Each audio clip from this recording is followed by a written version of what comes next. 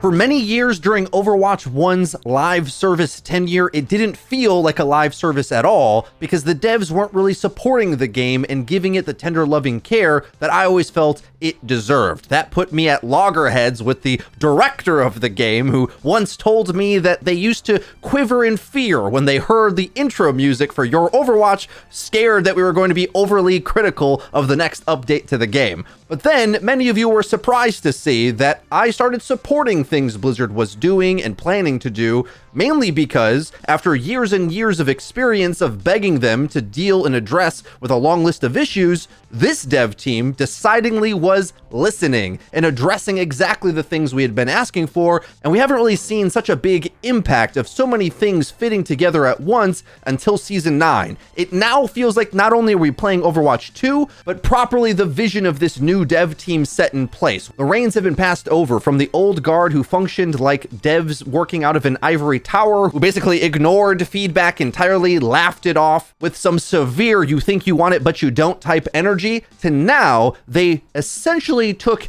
SK's video on the rank system, looked at it point by point, and addressed everything that we had complained in the huge ranked overhaul. The new rank system is getting universal appraisal for the SR reset, making the game feel fresh, as well as all of the transparency. It turns out you think you want it, but you do. After a few weeks of playtime on Season 9, I feel like my faith in this dev team has been validated, as now we've seen them flex their dedication to actually responding to issues and their ingenuity to come up with actually good solutions that can work to the problems that we're seeing. Not everything's perfect and not everybody's going to be happy, and the game's certainly not balanced, but I never said I wanted a balanced game. I said I want a fun game. Season 9 has been a massive win and has really made me feel like this game has legs into the future now that we have a template of a sequel. It feels like we're finally playing the actual sequel to the game we've been waiting for. Another understated win would be the rework to the map Junkertown. I feel in other competitive game communities, when those games get reworks to their maps, the entire community is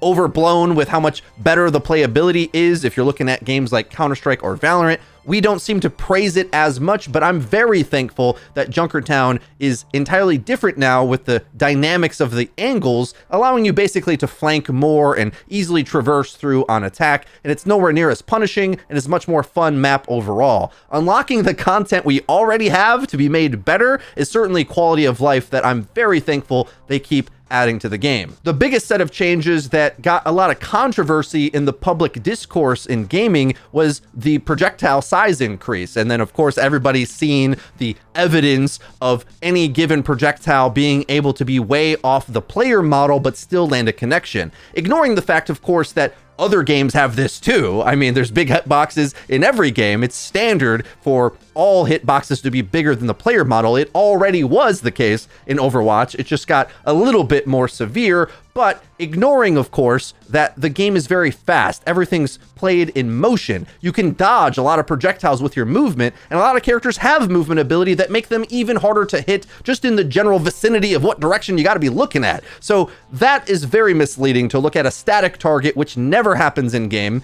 Then on top of that, they actually made the time to kill longer, not shorter. I think it's debatably harder to play this version of the game. People were worried that the skill ceiling and skill floor was going to be crushed, like the high-end gameplay was going to be worse. Not sure I think that, actually. It takes more shots in order to land a kill. Granted, it's a bit more forgiving, so a bigger chunk of the player base has a higher degree of accuracy than before, but you need even more accuracy to be very lethal and especially be able to take over the game yourself mechanically. So it was a big nothing burger of this lowering the skill ceiling, I think. In fact, I just think the game plays better overall and you have more Overwatch skill expression as opposed to needing to land a small little tiny pixel on a tracer blinking across. No. And the biggest benefit overall, I think, has been the balance discrepancy, where there's a lot of heroes that were corny as hell and aren't as good now in this new version that is dominated by flanker picks like Tracer, Genji, Widowmaker, etc. These high skill ceiling heroes are far better than their easy mode counterparts, and honestly, the worst thing that the devs could do to this version of the game is try to balance it. That would be terrible. Keep in mind, guys, we have almost 40 heroes. We have 39 heroes right now. How the heck is there ever going to be a world where Orisa and Winston are perfectly balanced?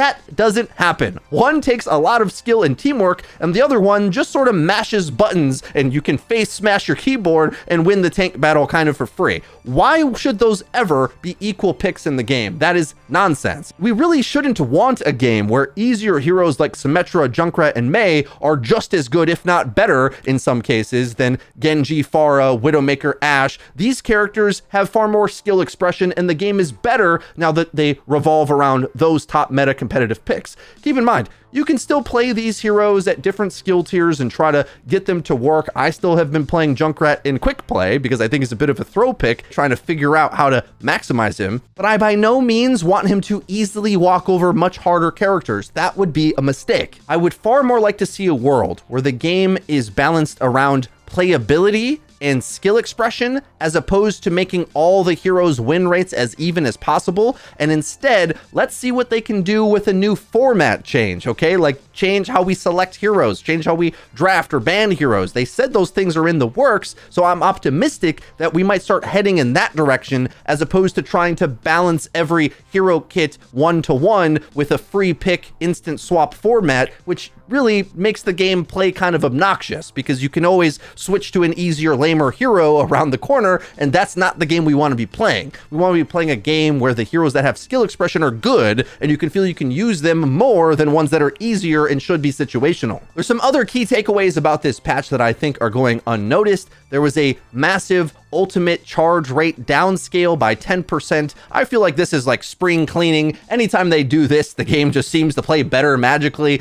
and it means that there's less ultimates online, takes a little bit longer for your big play to flourish, and it's a little bit trickier to swap off that ult charge you were building because you want to be able to get to that big play. So it's a little bit more punishing to swap too freely because ultimates are harder to come by, and you might miss your opportunity to land that big play. Another change I really like is just adding a bit more melee damage. You might think, well, doesn't that just scale with the overall health point pool going up? But not really. In fact, it means the break point for you to melee earlier to finish a target is a little bit wider now. But the thing is, quick melee in Overwatch is so crucial to the flow of the game in between reloads and finishing off a target that's low. It really allows the game to flow a little bit better. It's one of the low-key improvements that a lot of people won't notice, but that melee damage actually helps a lot in my opinion. There's a few other specific hero buffs that I think are key takeaways. Wrecking Ball is due for a rework, I think, but in this patch, they just gave him a bit more armor health, which made him even more viable than he otherwise might be. I mean, with the game centering around DPS and mobility, maybe he would have been good anyway, but that pushed him over the edge. Another character that I think just always makes Overwatch play better is Lucio, who was a pick that was getting power crept over time in the support category, where defensible supports that had high firepower were better.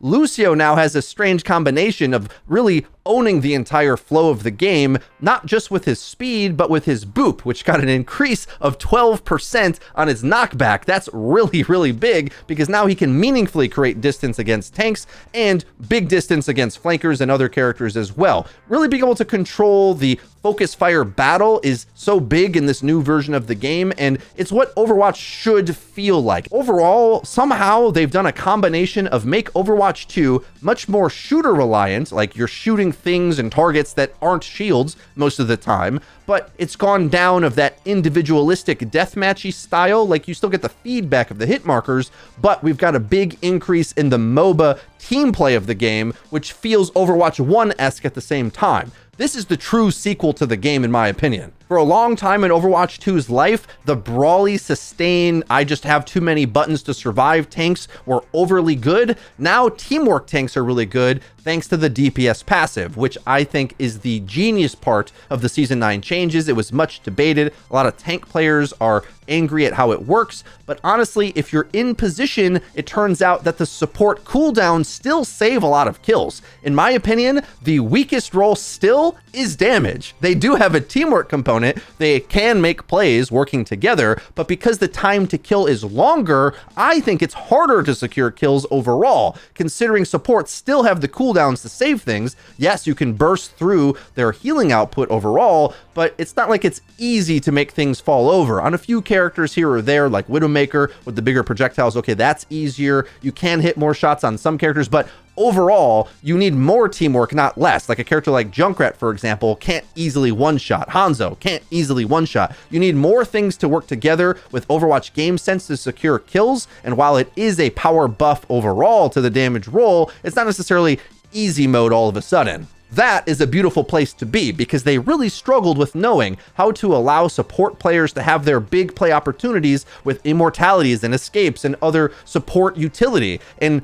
players got frustrated because supports kind of did everything. They were able to damage, they self-healed, they have the cooldowns, they have the good ultimates, they had everything for a while. Now that their healing is limited, you can really see the skill gap and skill expression in support play. And then on top of that, I think the strongest role in the game now is actually tank, because there's such a skill gap in how you change and mold the fight. That was super important in Overwatch 1, where just getting your team into position and making space was a key identity of the tank role. It wasn't necessarily popular. There's a lot of off-tank players that kind of just want the more damage-focused tanks. For a while in Overwatch 2, those are the tanks that really shine. Junker Queen, Roadhog, or Orisa, they kind of just shoot the enemy, and there's not a lot of thought process necessarily on how you're setting up your team so much, as opposed to Reinhardt, Winston, and D.Va, who have resources to give the team. A lot of times those tanks were mediocre or easily countered in Overwatch 2's life. Now there's some of the better tanks that are really going to help you leverage your DPS passive above theirs, because you'll shut out their damage and make angles for yours. That's a big deal. So I think what a lot of players internalize is the DPS passive benefits them.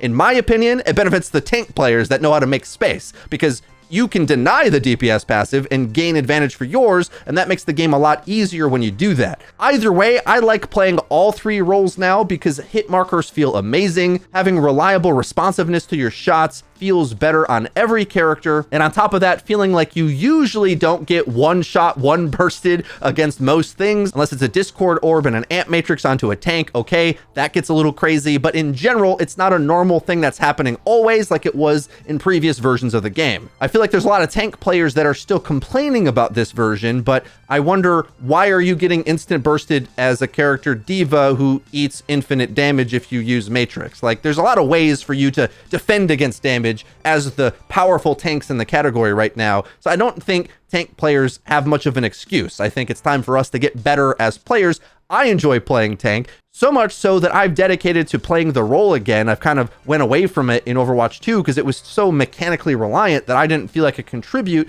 as a game sense style player. Now I feel like I can in a big way. I've been playing with some friends, so much so that we started streaming just this week. When I get back from the Connect event, I'm gonna start streaming again. I love playing this game with friends. Shot calling, strategizing, and working together. Overwatch is back in a really big way. Never before in Overwatch's life have I ever felt like the game was moving to promote social play before this season. This season, they loosened up the restrictions on the rank disparities for groups, and soon, I think maybe next season, who knows, they're going to remove that entirely and allow you to have wide matchmaking 5 stacks to really just let you play with your friends no matter what their rank. That is amazing to me, because for me personally, I don't really care what rank I get to. I'd like to get better, but I've been to top 500 and it's kind of miserable because the games are just so hard and I have to perform so well, and then I lose the ability to play with my friends. Why do I even want to get better to get to that rank just so I lose features of the game? That's not how I like to play the game. Some people want to get to number 1, but for me, I know I'm never going to be good enough, so what's the point? And I think that happens to a lot of players. Far better for me to enjoy the game is to know that I can run strats and play heroes and have fun with my friends. That's what video games are supposed to be about. The previous version of Overwatch was all about trying to like min-max every single perspective's point of view so that the solo queue players felt just as happy as the other, but it was a big mess and the game had no identity. I begged the Overwatch 1 devs for years and years to do a long list of the things that the Overwatch 2 devs are finally doing. They're decidingly making the format unique, the way that they envision the game should be played. They're making the ranked mode have an identity. It's about certain things. They come out emphatically and say, our game is about playing competitively. So things even just like the quick play lever penalty, well, they think quick play is competitive as well. And then actual competitive, is it going to be hard and harder to play? Yes, that's what it seems like. Grouping is much more common. Now they're going to try their best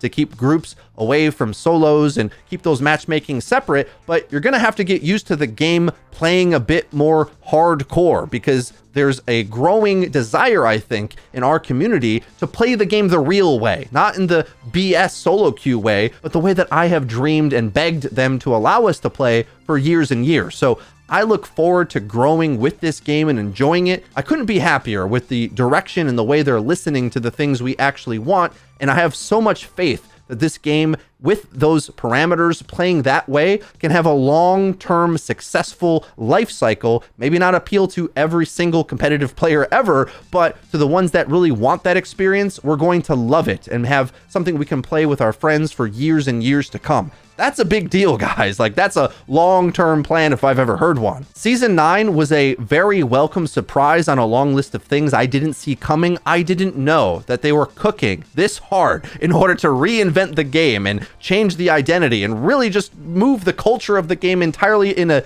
more refined direction. I couldn't be happier. Let me know what you think about Season 9 in the comment section down below. I know it's not everybody's cup of tea, but I really think if you learn how to play this new version of the game, I think you'll come to appreciate what they've been working on here. While of course they will always struggle to make all the heroes equally viable and balanced from a competitive standpoint, more important than that is the game feeling good to play. It's responsive. The fights happen the way you expect them to. When you get overwhelmed by multiple targets, you go down. There's not these wacky one-shots hitting you randomly. There's so many things that this version of the game fixed that they identified as problems due to the community's feedback over years and years. So I am really happy with the direction the game's going. Let me know your thoughts in the comment section down below. If you appreciate this video, please be sure to leave it a like, and don't forget to subscribe and click the bell icon to actually get notified when our videos come out. That's been it for me. I've been Freedo for your Overwatch. I'll see you guys next time.